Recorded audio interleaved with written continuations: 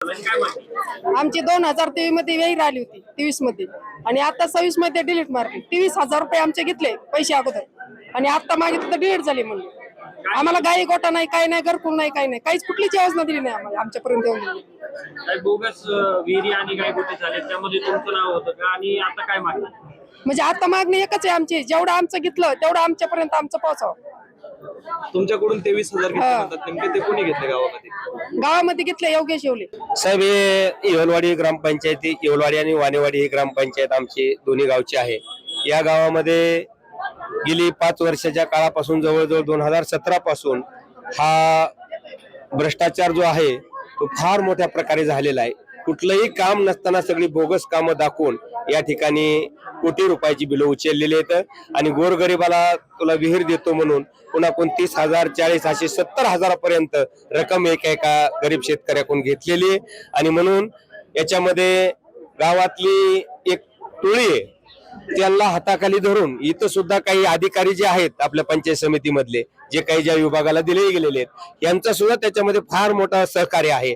आणि म्हणून ही अशी लाभार्थी टोळी बनून तुम्ही आम्ही मिळून यांनी आमच्या गोरगरिबापर्यंत कुठल्याही प्रकारची त्याच्या नावावर बोगस योजना उचलून त्या शेतकऱ्यापर्यंत तर पोहोचलेली नाही साहेब. त्याचा गायगोटा असेल, विहीर असेल, शेततळ असेल, ही कुठल्याही प्रकारचा त्याला लाभ मिळालेला नाही.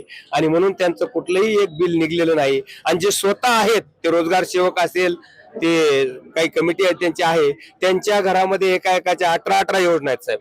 कुठला सोन्याच्या नावावर जमीन नसताना सुद्धा त्याच्या नावावर विहीर होती, आईच्या नावावर काही गुंता नसताना काही गेलेली व्यक्ती आहेत त्याच्या नावावर सुद्धा 18 त्याची योजना आहेत. हा लाभ त्यांनी उचललेला आहे. याची चौकशी आम्ही बीडीओ साहेबांना सांगितले की झालीच पाहिजे. ग्रामपंचायत कोणाच्या ताब्यात असेल? ग्रामपंचायत हे आपल्या सध्या राजकारणात, ह्याच्यामध्ये हे राजकारणाचा काही संबंध नाही. ही लाभार्थी टोळी, हे जे आपल्या गावातली गुंड 4 आणि इथले अधिकारी, ही टोळी लाभार्थी आहे.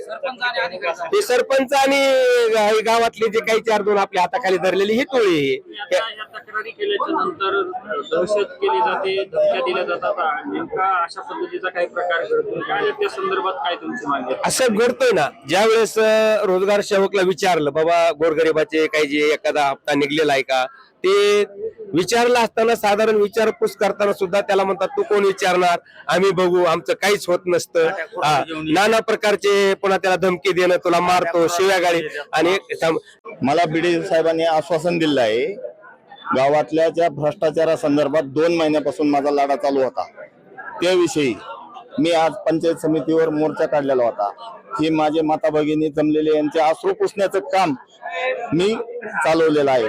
पण हे जे घोटाळा केलेला आहे तर बीडीओ साहेबांनी मला 7 दिवसाची मुदत दिलेली आहे. 7 दिवसात समिती स्थापन करून पूर्ण योग्य त्या पद्धतीने कायदेशीर कारवाई करून न्याय देतो म्हणून सांगितलं. 7-12 नसताना विहिरी काढलेल्या आहेत, 7-12 नसताना गायगोटे काढलेत, 7-12 नसताना पानंद रस्त्याचा विषय, पानंद रस्त्यावर एक खडा बी मुरुम न टाकता यांचे कुशलचे बिल दाखल झाले आहेत. आतापर्यंत लाखो करोडो रुपयाचा घोटाळा केलेला आहे त्यांनी. मला माझा बीडीओ साहेबांवर विश्वास आहे की ती 100% मला न्याय देतील. आणि जर मला त्यांनी न्याय नाही दिला तर मी याच्यानंतर जिल्हा अधिकारी कार्यालयावर असाच मोर्चा काढणार आहे, पण लढा मागे घेणार नाही. हे जी योजना होती हे प्रशासनकडून घोटाळा झालेला आहे का राजकीय पक्ष?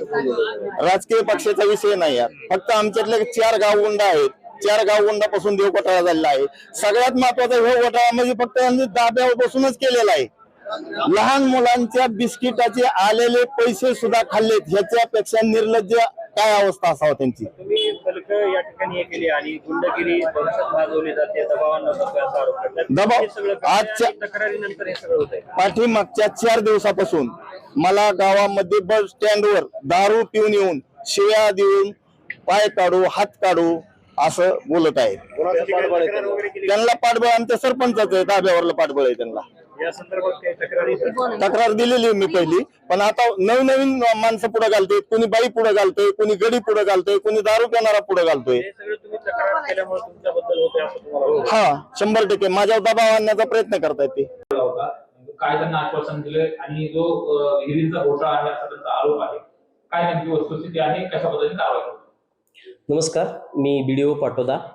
येवलवाडी सडकेची यांच्या तक्रारीच्या अनुषंगानं पंचायत समिती पाटोदा यांच्याकडून कनिष्ठ अभियंता, विस्ताराधिकारी पंचायत, तांत्रिक सहाय्यक आणि तांत्रिक सहाय्यक कृषी यांची एक समिती नेमण्यात आलेली आहे. सदर समिती संबंधित गावामध्ये जाईल, सर्व कागदपत्रांची पडताळणी करेल आणि योग्य तो अहवाल आम्हाला देईल. त्या संबंधित अहवालाच्या आधारे योग्य प्रशासकीय कारवाई केली जाईल. धन्यवाद. गावकऱ्यांना काय आश्वासित केलं? गावकऱ्यांना मी असं वशित केलं की या संदर्भात तुमच्याकडे आम्ही कमिटी स्थापन केलेली आहे. आलेल्या कमिटीला आपलं सहकार्य असावं. संबंधित सहकार्याच्या आधारावरती जो कमिटीचा अहवाल आपल्याला उपलब्ध होईल त्यानुसार आम्ही योग्य ती प्रशासकीय कारवाई करू. अधिकाऱ्यावर देखील आरोप केला जातोय, गावकऱ्यांनी त्याच्याबद्दल देखील आरोप केला की पाठीशी घातलं जातंय किंवा घोटाळ्यामध्ये ते सहभागी आहे. ज्या वेळेला या समितीचा अहवाल येईल त्याच वेळेला आपल्याला हे कळेल की खरं काय आणि खोटं काय. फक्त या समितीचा अहवाल येईपर्यंत आपल्याला वेट करावा लागेल. या समितीत किती अधिकारी वगैरे आहेत? या समितीमध्ये 4 जणांची समिती आहे. त्याच्यामध्ये एक कनिष्ठ अभियंता आहेत, एक विस्ताराधिकारी पंचायत आहेत, एक तांत्रिक सहाय्यक नरेगा आणि एक तांत्रिक सहाय्यक कृषी, असे 4घांची ही समिती आहे. किती दिवसामध्ये अहवाल येईल, कसं काय टाइम बॉन्ड आहे? या पत्रामध्ये उल्लेख आहे की 7 दिवसामध्ये तुम्ही चौकशी करून अहवाल या कार्यालयाला सादर करावा. मात्र तुमची समिती गावामध्ये गेली, तिथे विहिरी किंवा गायगोठे झालेच नाहीत आणि बिलं उचल गेले असा प्रकार असल्याचं गावकऱ्यांचं म्हणणं आहे. चौकशी समिती गावात गेली होती का? आणि तसा प्रकार असेल तर पैशाची जी रक्कम अदा केली ती तुम्ही वसूल करा. यापूर्वी कमिटी गावामध्ये गेली होती असा अहवाल माझ्यापर्यंत आलेला आहे. कमिटीला त्यावेळेला योग्य सहकार्य झालेलं नाही, त्यामुळे आम्ही पुन्हा एकदा त्याच कमिटीला स्मरणपत्र दिलेलं आहे. संबंधित गावामध्ये कमिटी जाईल, तिथली वस्तुस्थिती पाहिल आणि अहवाल देईल. त्या अहवालाच्या आधारे आपण योग्य ती प्रशासकीय कारवाई करणारच आहोत. लोकशाही मराठी ऐका, पहा, जागरूक रहा.